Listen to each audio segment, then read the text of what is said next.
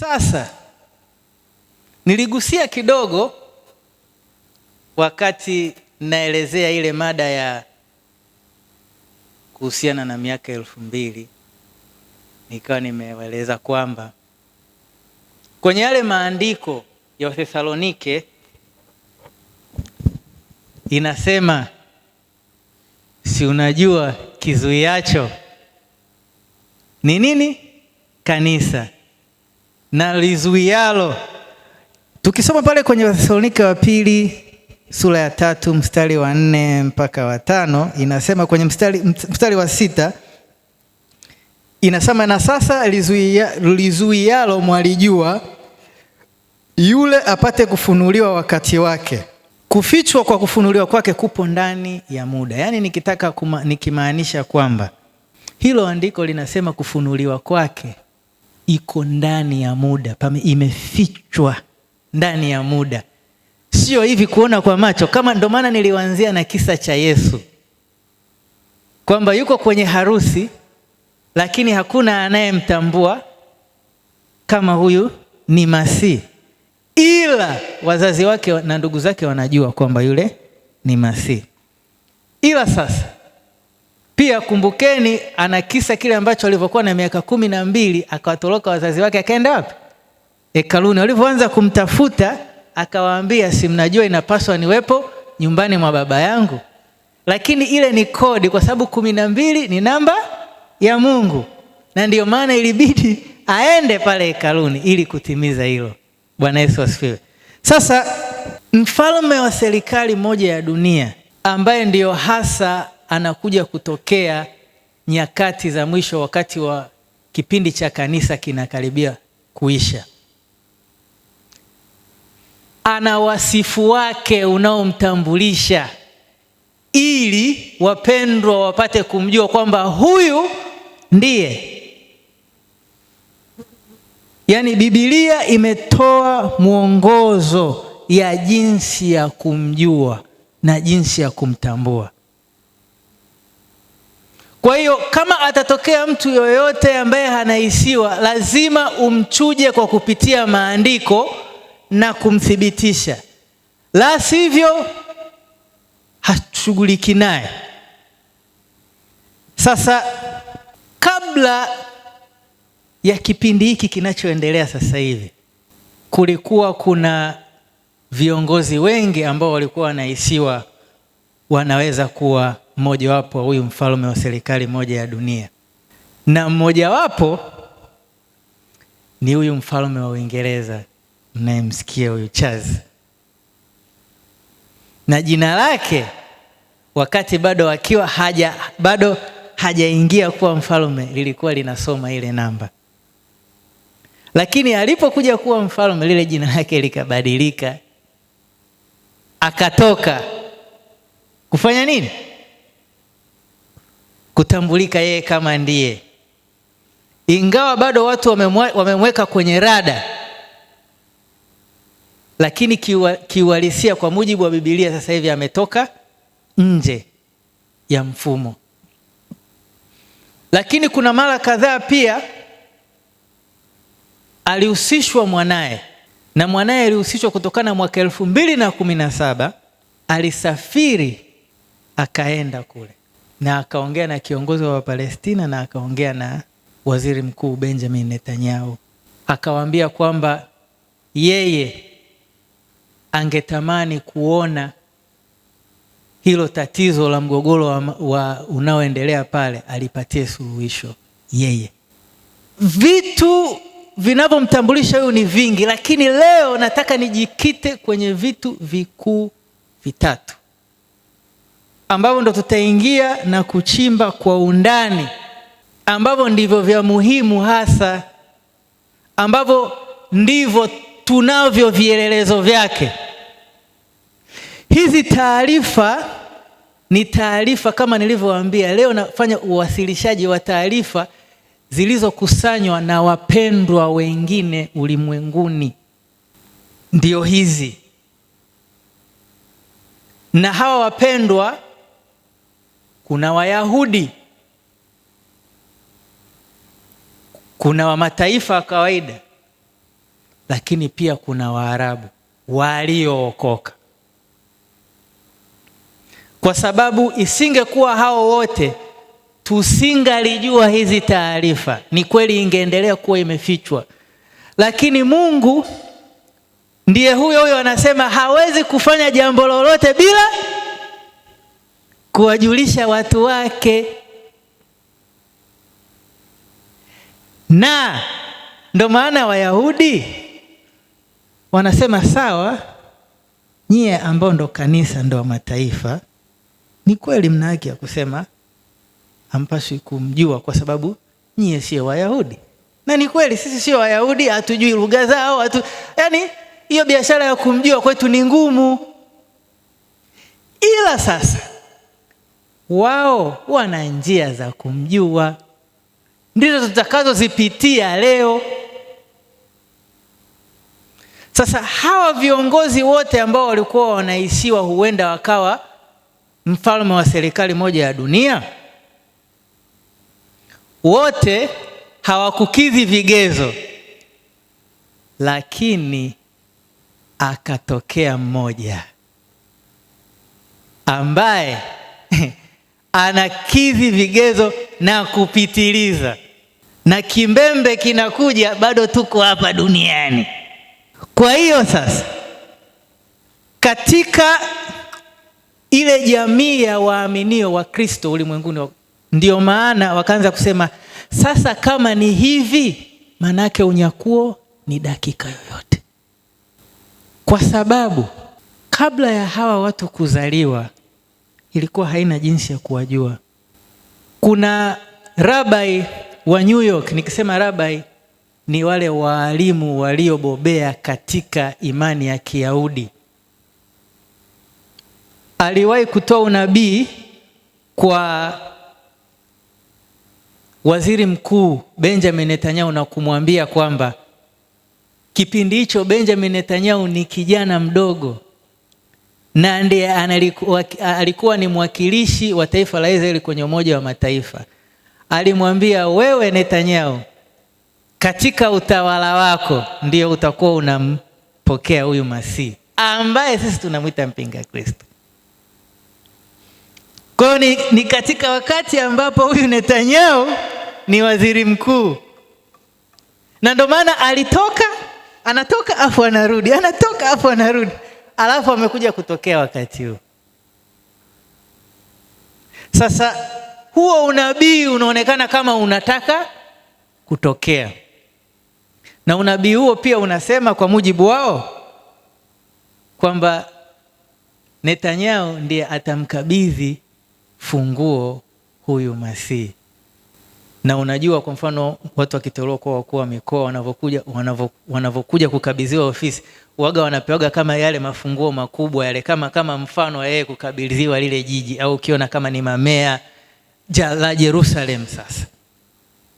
Sasa kitu kikubwa ambacho kilimleta huyu mhusika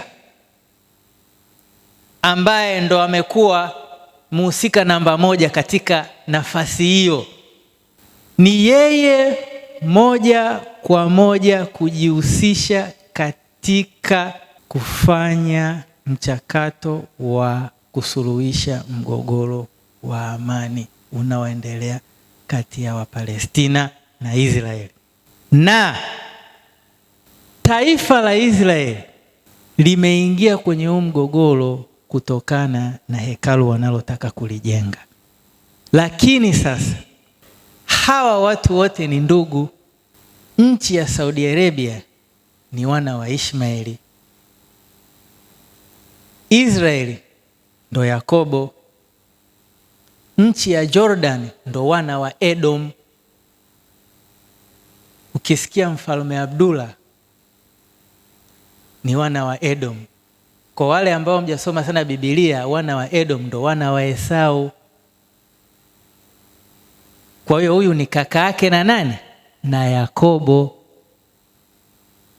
Sasa katika ule mgogoro wa masuala ya hekalu, kuna ule msikiti pale ambapo ndo limejengwa nini? Pale panapotakiwa kuwa na hekalu ndo pamejengwa ule msikiti, ambao huo msikiti uko chini ya uangalizi wa mfalme wa Jordan ambaye ni Mfalme Abdullah wa pili. Kwa hiyo sasa katika huu mvutano ni kwamba zile imani kuu tatu za Abraham ambazo ni Waislamu, Wakatoliki, na hiyo Wakatoliki inakuja niliwaambia kwa sababu Wayahudi pia wanaamini Petro ndo alikuwa papa wa kwanza na alifia Vatican pale Rome na alizikwa pale na alikuwa ni Myahudi, lakini pia kuna imani ya Kiyahudi. Kwa sababu katika mvutano wao walikubaliana kwamba nini, lile pale libomolewe, na aliyekuwa amekubali hiyo ndo huyo mwana wa mfalme wa Saudi Arabia. Amesema kwa sababu sisi katika imani yetu ya Kiislamu tayari tuna sehemu takatifu mbili ambapo ni Medina na Meka. Kwa hiyo hapo sisi hatupahitaji, panaweza pakabomolewa. Lakini sasa yale mataifa mengine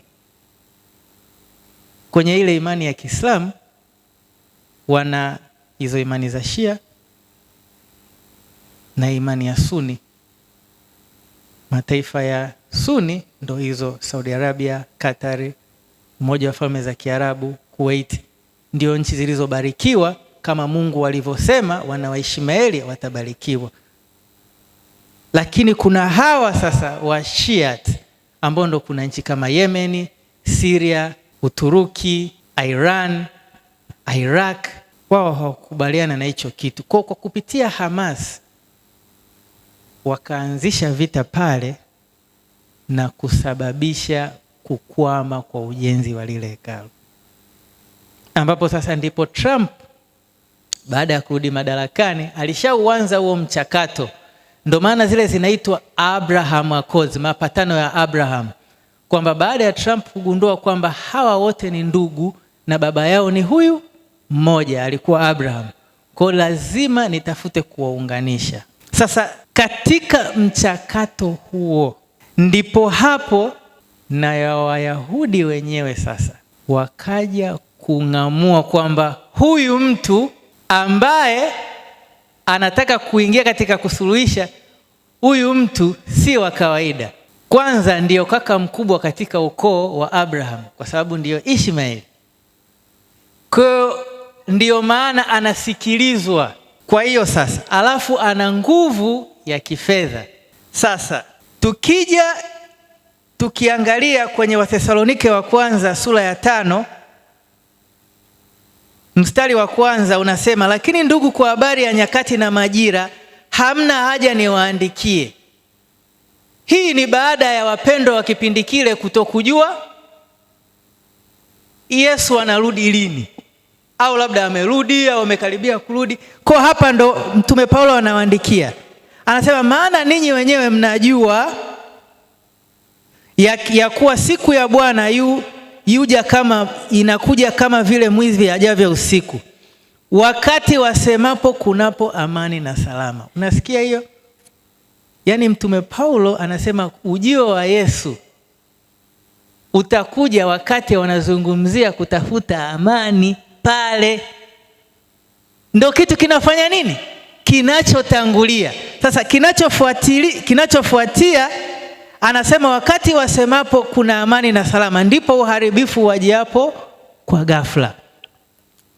Yaani wanapokuwa wanajadili hii mikataba ya kutatua mgogoro ndipo uharibifu unakuja. Huo uharibifu ni unyakuo. Yaani maana yake wanapoongelea hili swala la amani ndio unyakuo unatokea hapo. Kwa mujibu wa Paulo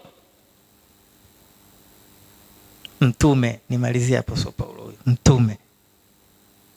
Sasa Paulo anawekea utaratibu wa jinsi ya kuona nyakati za mwisho zinavyo flow. Kitu cha kwanza wanaongelea amani.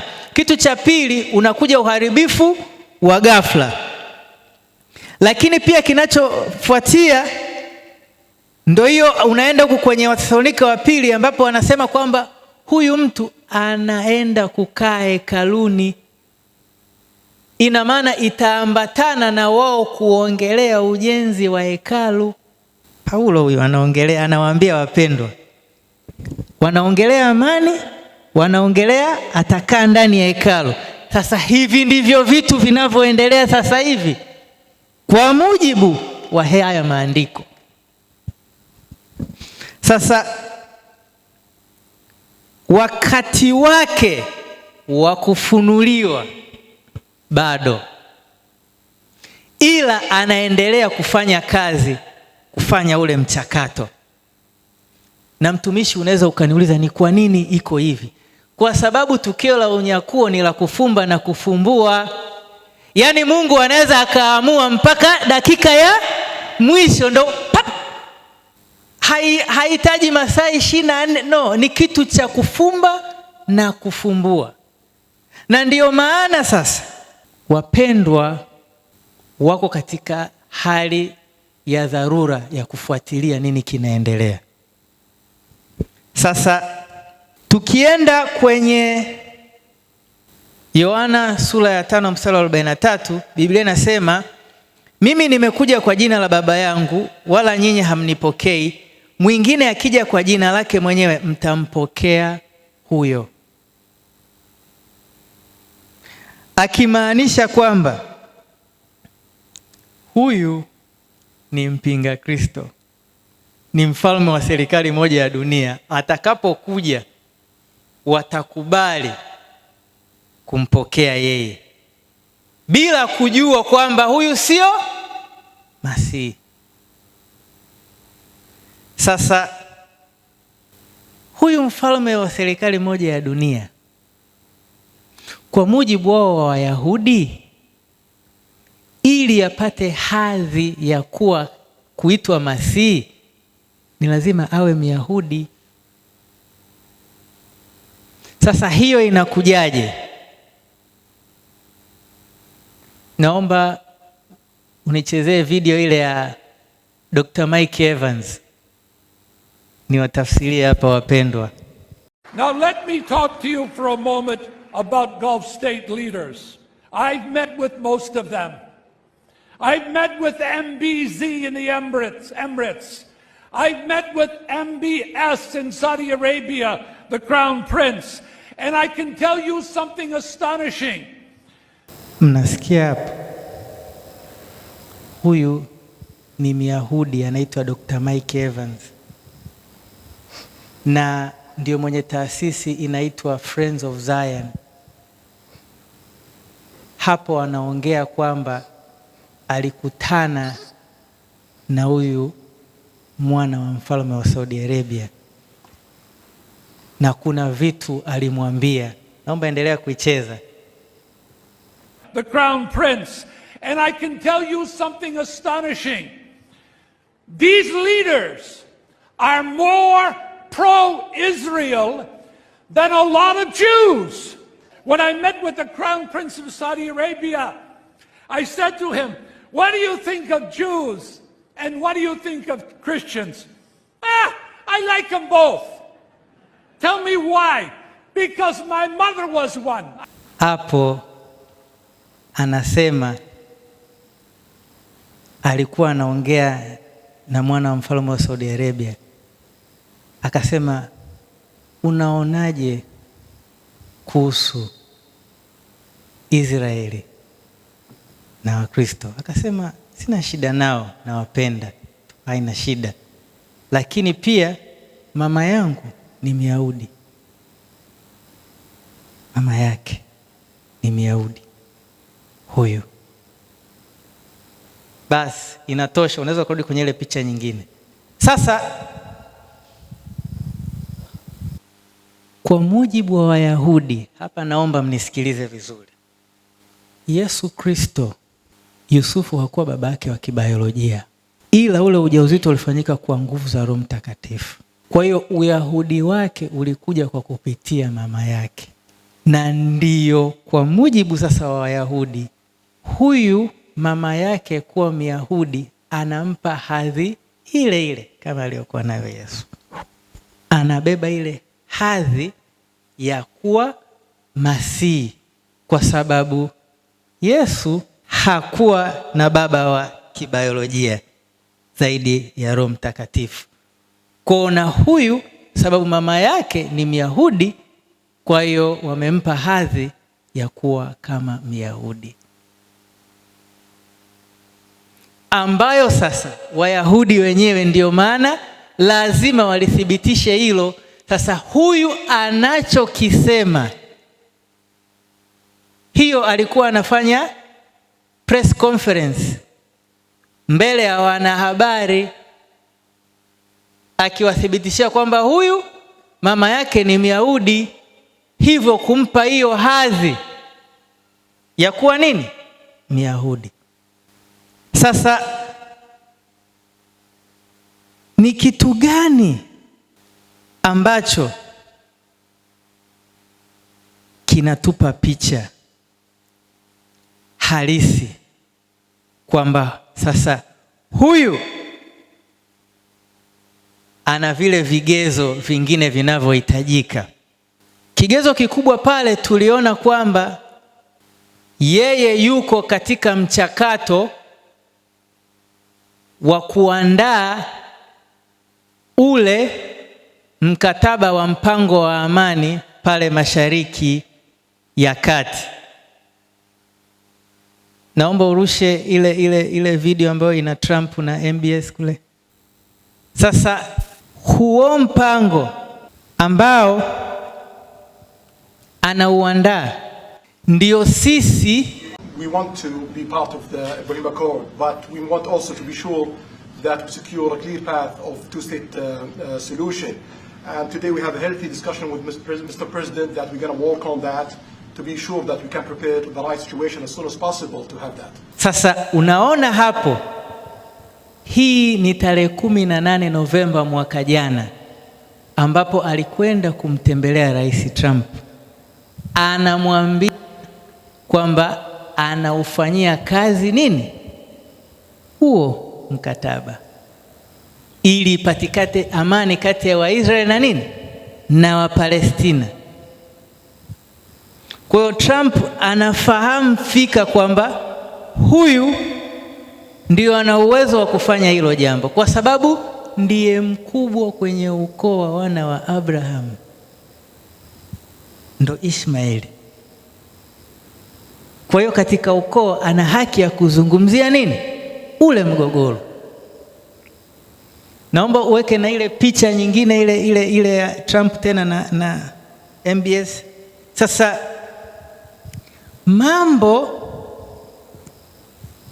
ya msingi ambayo yamewekwa katika ndani ya huu mkataba ni pamoja na yeye amekubali kutoa fedha za kupajenga upya pale Gaza. Kama Israeli itakubali kuitambua Palestina kama taifa, hiyo hapo. Unaona hapo kwenye hilo gazeti la Israeli inasema pale kwamba huyu mwana wa mfalme anaandaa mkataba wa Mashariki ya Kati wa amani kwa ajili ya Rais Trump. Yaani Trump aliuandaa ule mkataba, lakini akamwambia huo kwako ni mzuri, lakini mimi sasa nataka niuboreshe ili uweze kufanya kazi.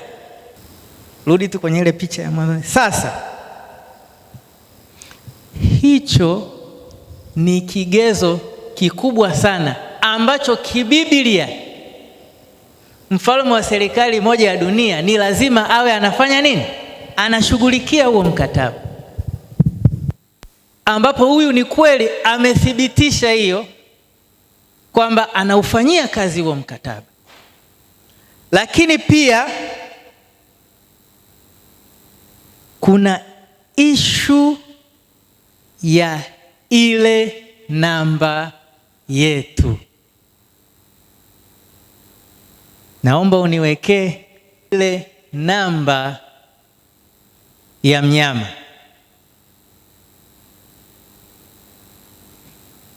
Asante.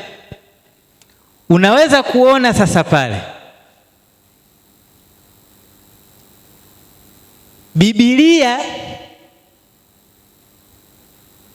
Agano Jipya limeandikwa kwa Kiyunani Kwa hiyo wao jinsi ya kumtambua, wanamtambua kwa gematria. Mnakumbuka niliwaambia kwamba lugha ya Kiunani ina tafsiri yake ya maneno, alafu ina tafsiri ya namba.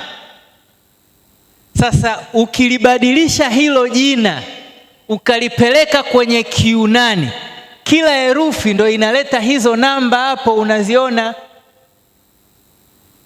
ambapo ile jina la mwanzoni unaona inakuja 160, jina la katikati inakuja 180, jina la mwishoni inakuja 326, ambapo ndo inakuja 666. Na aliyefanya uchambuzi huu ni Mwarabu, lakini ana asili ya Israeli. Sio sisi wa mataifa. Alifanya hivi ili kuwasaidia mwili wa Kristo upate kujua, kwa sababu sisi hatuijui ile lugha, ila wao wanafanya nini? Wanaifahamu. Kwa hiyo sasa wameshare, ndio unaweza kuona sasa inakuja hiyo namba. Sasa kigezo cha kwanza, huyu mfalme wa serikali moja ya dunia lazima awe anafanya nini? Yuko kwenye mchakato wa kufanya mazungumzo, kutafuta amani, yuko mle. 2, lazima jina lake lifanye nini? Lisome.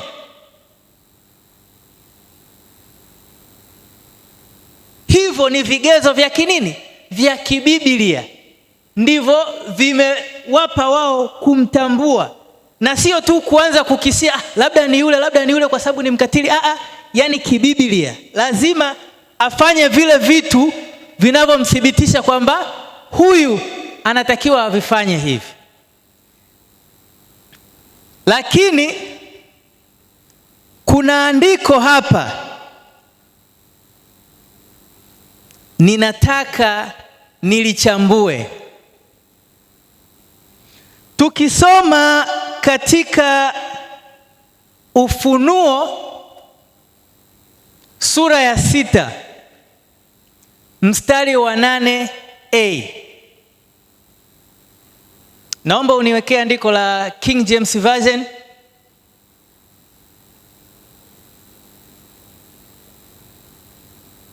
Sasa kwenye Biblia ya Kiswahili, na hapa nisikilize vizuri, sababu na mimi hili nilikuwa silijui. Kwenye Biblia ya Kiswahili hili andiko linasema farasi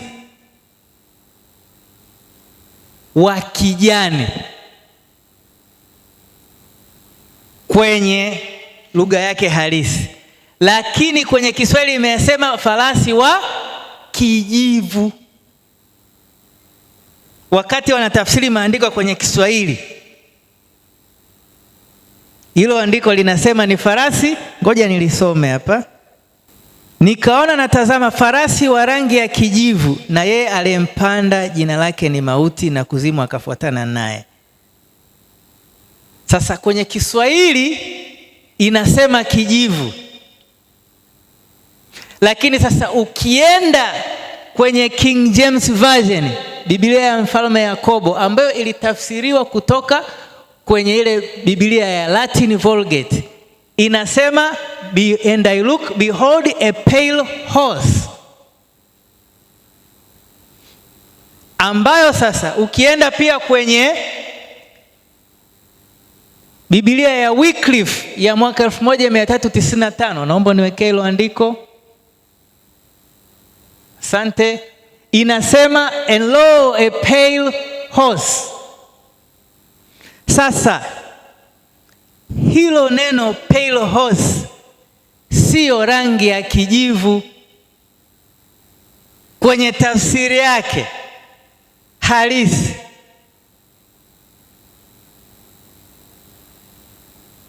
Naomba uniletee ile inayofuatia ya Chloros. Asante. Zoom. Kwa hiyo sasa, baada ya kuona Wayahudi wenyewe wanalitafsiri hili andiko, na mimi nikaenda kufanya nini? Kujithibitishia. Andiko la King James Version ya mwaka 1911 inasema pale horse. Ya Wycliffe Bible na yenyewe inasema nini? Pale horse. Sasa ukienda pale horse kwa Kiunani ambako ndo Biblia ilikuwa imeandikwa, inasema kwamba ni greenish yellow, ni rangi ya kijani inayoelekea kuwa ya njano, sio ya kijivu. Halafu ukienda inasema that's where we get the same root cause as chlorophyll. Ndipo tunapata lile neno chlorophyll ambalo ndo hii mimea ya kijani ambayo inafanya nini? Inatengeneza chakula chake, ambayo ukisoma kwa Kiunani ndiyo kijani. Tunapata rangi ya nini? Ya kijani. Naomba uende kwenye Strong Concordance, ambapo sasa ukienda sasa kwenye Strong Concordance, hii ni kamusi ya Biblia ya Kiunani, hiyo hapo inasema kwamba hilo neno la chloros ambalo ndio limetumika kwenye andiko la Ufunuo 6:8 ni rangi ya kijani. Ni rangi gani? Ya kijani. Kwa hiyo sasa hilo andiko ilibidi lisome. Nikaona natazama farasi wa rangi ya kijani, na yeye aliyempanda jina lake ni Mauti na Kuzimu, akafuatana naye, naye wakapewa mamlaka juu ya robo ya dunia, waue kwa upanga. Naomba uniletee ile bendera. Ndiyo hiyo hapo. Umeona? Hilo andiko linasema ni rangi ya kijani na anaua. Sasa si unaiona? Ndiyo hili andiko. Kwenye Biblia ya Kiswahili liko sawa, ila tu imekosewa rangi. Basi. Sasa ukienda kwenye tafsiri halisi, ukiipata rangi ndo unapata hii ambayo ndio yule. Sasa kitu ambacho lazima ufahamu, haya maandiko matatu kwa mujibu sasa wa Wayahudi yanamweka huyo moja kwa moja kuwa mstari wa mbele kuchukua nafasi ya mfalme wa serikali moja ya dunia. Moja kwa moja. Sasa tukienda zaidi ndani kwenye imani ya wale wa upande wa pili, zinasema kwamba kuna imamu wa 12, 12th imam, ambaye atatokea nyakati za mwisho, ambaye atatawala dunia kwa miaka 7, ambapo sisi tukisoma Biblia tunamjua ndiye mfalme wa serikali moja ya dunia. Na kitu cha pili, wanaamini huyo imamu wa 12 atabeba jina la nabii mkuu Muhammad, ambaye ndio huyo mfalme wa serikali moja ya dunia. Kwa hiyo kuna mfanano kati ya nabii zao na za huku. Kwao zinakubali na kwetu zinakubali.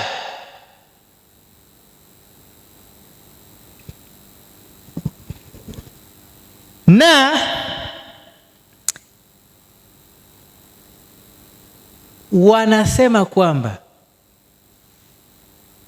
huyu Mahdi, wanamwita Mahdi, ambaye ni imamu wa 12, atakuwa na utajiri usio kawaida, kiasi kwamba ataleta mafanikio makubwa ulimwenguni kwa jinsi atakavyokuwa na usambaza utajiri wake. Ndiyo niliwaelekeza kwamba alisaini mkataba ya uwekezaji kwenye ile teknolojia ya akili mnemba ambayo ndo inakuja kuendesha zile microchip. Fedha ametoa yeye. Yeye ndo ametoa hizo fedha. Ndo hizo bilioni 600 baadaye amekuja kuziongeza, zimekuwa trilioni 1. Lakini si hiyo tu, amefanya uwekezaji mkubwa katika mataifa mengine. Hata hapa kwetu amewekeza. Kwa wale mnaofuatilia, si mmeona kwamba ndio amewekeza kwenye mkataba wa bandari kule Bagamoyo? Ni yeye. Ni yeye. Sasa huo ni unabii uko kwa wenzetu upande wa pili. Kwa kitu wanachokiona kinachoendelea, na wenyewe wanamuongelea kwamba huyu ni nani? Ni Mahdi. Sasa ndiyo maana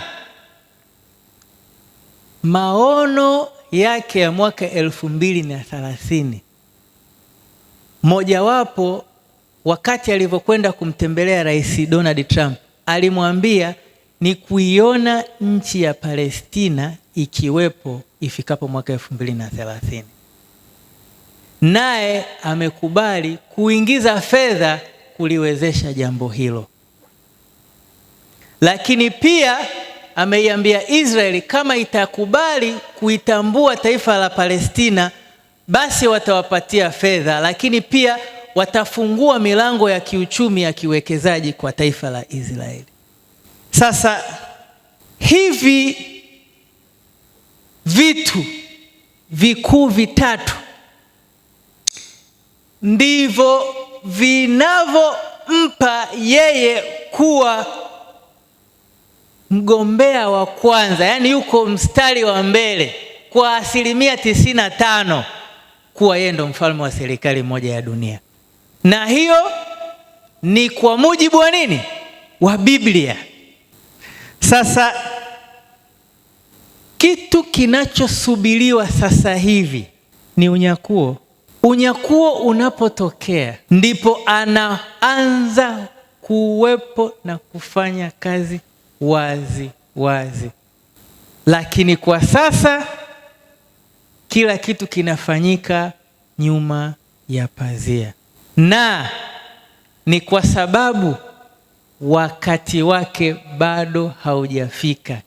Lakini Wayahudi tayari wanamtambua kwa hivi vigezo nilivyoviwasilisha kwenu leo. Hakuna ubishi wowote na wao, ndio maana moja kwa moja wanajua kwamba muda umefika mwisho kwa Mungu kujihusisha na wa mataifa na kurudi kujihusisha na taifa la Israeli. Lakini kitu ambacho kinazuia asiende moja kwa moja na kufanya mipango yake ni kanisa na uwepo wa Roho Mtakatifu. Nadhani kwa haya machache mmepata picha ya ni wakati gani na nyakati gani tupo. Tupo dakika za mwisho kabisa. Hakuna muda wowote uliobakia. Yesu anaweza kurudi wakati wowote. Naomba niwasilishe.